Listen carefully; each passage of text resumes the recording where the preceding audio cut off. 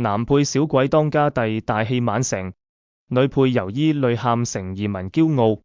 42歲基倫克金 Kieran Culkin 在跳痛之旅飾演男主角放蕩不羈的表哥，拿下第97屆奧斯卡最佳男配角。46歲阿凡達由伊莎達娜 Zoe Saldana 出道25年，演活璀璨女人夢 Amelia 幫助毒梟變性的女律師，拿下最佳女配角。她在台上流淚表示我以移民為傲。基倫考克金是童星出身，他的哥哥麥考利克金以小鬼當家紅透全世界。其實基倫考克金當年也有在小鬼當家演出一角，只是未曾大紅大紫，沒想到比哥哥早一步拿到小金人。基倫考克金拿下男配角，外界並不意外。在這之前，他已獲得英國電影學院獎最佳男配角、美國演員工會獎最佳男配角、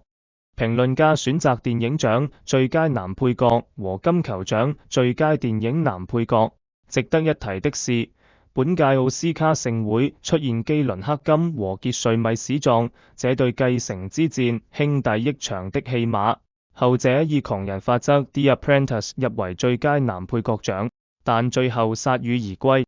由伊莎達娜憑藉璀璨女人夢發揮精湛演技，展現前所未見的細膩層次，再創演藝高峰，為她的演藝生涯再添光彩。她雙眼含淚上台領獎，隨感謝大家的肯定。還閱：我的祖母1961年來到這個國家，我是移民父母的驕傲孩子，有住夢想、尊嚴和勤奮的雙手。她說：我是第一個獲頒奧斯卡獎的多明尼加裔美國人，我知道我不會是最後一個。由伊莎達娜闖蕩好萊塢25年，在挑選商業片劇本上眼光獨到，是史上第一位有4部作品全球票房破20億美元的影星，包括2009年的《阿凡達》Avatar、2018年的《復仇者聯盟3》、無限之戰 Avengers、Infinity War、2019年的《復仇者聯盟4》、終局之戰 Avengers、Endgame 以及2022年的《阿凡達》、水之道 Avatar、The Way of Water。如今他憑藉璀璨女人夢橫掃本屆好萊塢頒獎季，連續拿下金球獎、Golden Globes 影評人大獎、Critics' Choice Awards、英國影藝學院電影獎、BAFTAs 和美國演員工會獎、SAG， 更在壓軸的奧斯卡頒獎典禮獲頒小金人。